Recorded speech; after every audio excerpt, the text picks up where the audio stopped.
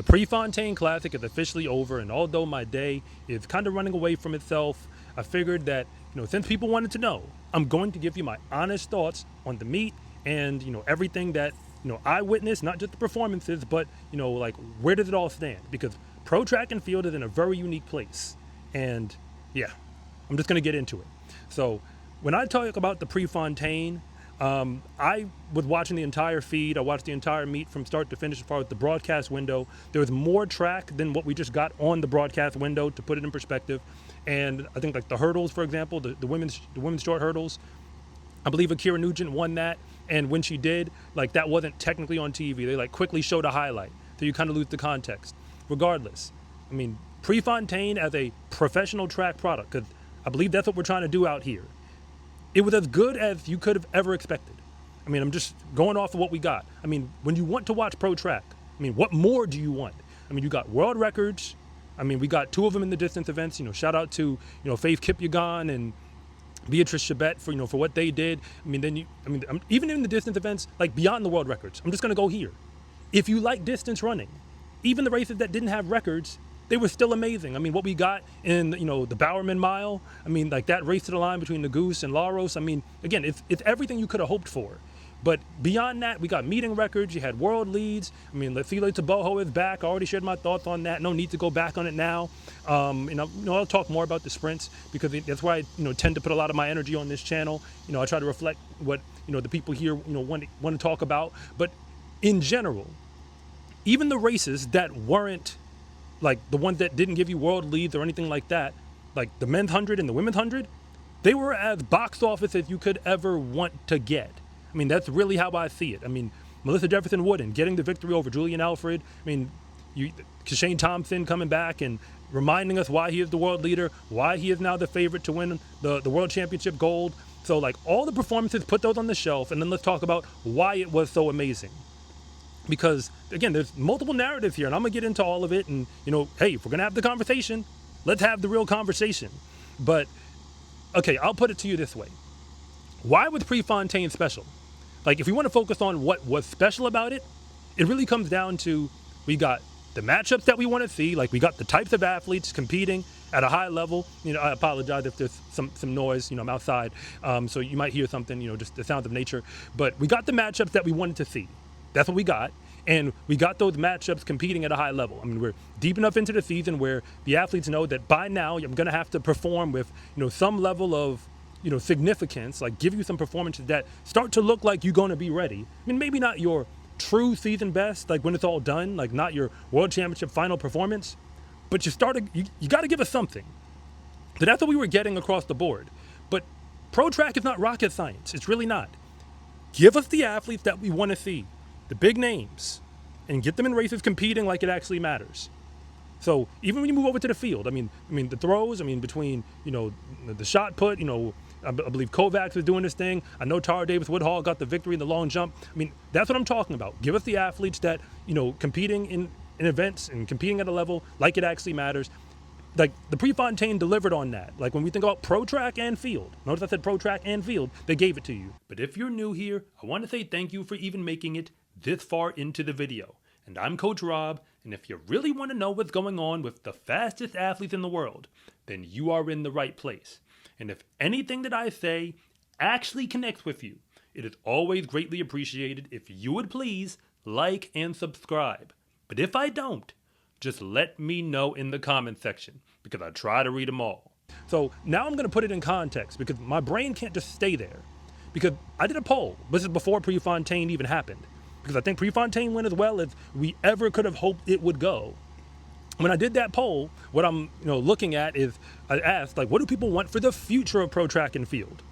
And when I say this, I'm doing it with the pretense that the Worlds and Olympics are not exactly pro track. They're something else. I get that they're the pinnacle of the sport, but that's kind of been, the sticking point or the conversation going into 2025, with Grand Slam track and everything else. So I asked, what do people want?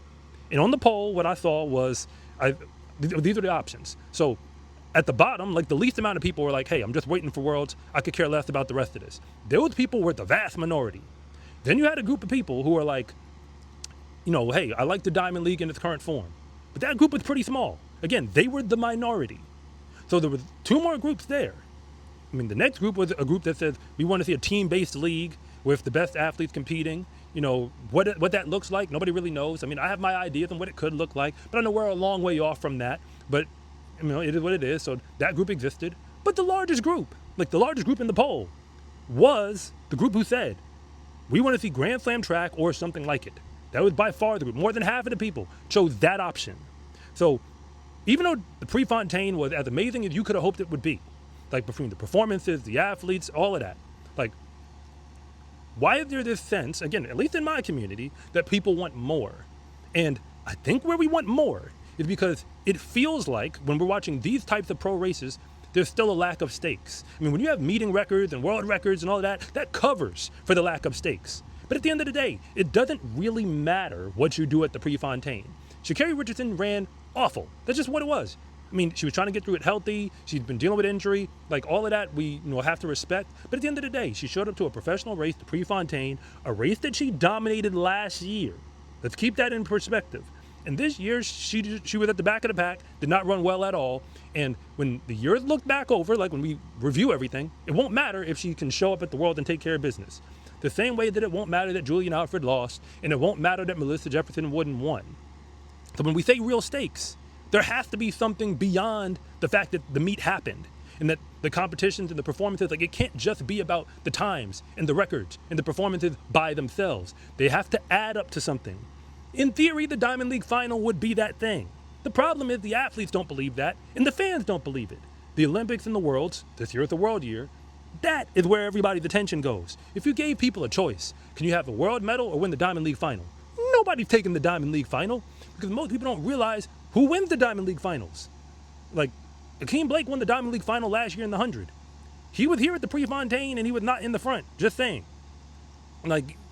He wasn't there at the Olympic final and he wasn't in the World Championship final last year or 2023 in the 100. Just to put it in perspective. So I think the lack of stakes in Grand Slam track tries to install, some version of stakes, with the Slam Champion product and the idea that you had to run multiple races, like that. I think they were moving us in that direction. It's clear that Grand Slam track, there are things that need to be figured out going into next year because we all want to see it come back. I think that's safe. There's a lot of people who are skeptical.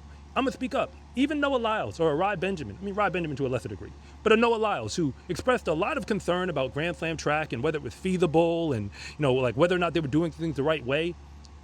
He wasn't 100% bashing it. He might have expressed concern and maybe he should have participated in some form or I think that's fair. I agree with that assessment.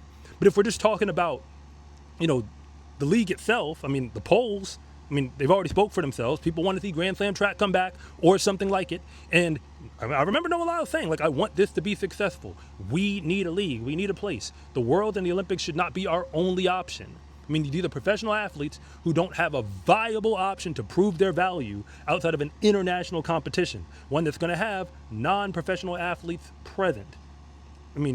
That's just how international competitions go. You have high school, college, people who don't have pro sponsors or pro sponsors that pay them to wear athletic gear. There's participation minimums on which people get to go, so you leave out some of the top athletes anyway.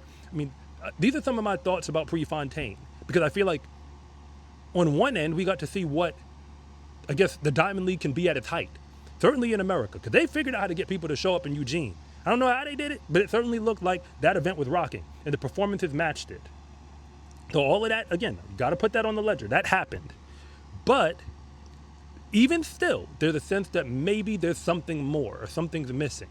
And I think that something missing is the stakes. What those stakes are, again, I have my thoughts, but for now, if the pro races are just scrimmages, they don't really mean anything, and the narrative is always going to be World and Olympics or what's coming later is what matters. This is what we're going to deal with. So, hey. In the sport of track and field, confidence is everything, because when you win, that is just the moment when everybody else finds out what you already knew to be true, that fast is a lifestyle. Get your Fast is a Lifestyle track and field gear at scarecruiting.com/shop or use the link in the description below. It's a huge support to me and this channel, so I can continue to make you more content like this. And remember, it is always greatly appreciated if you would please like and subscribe.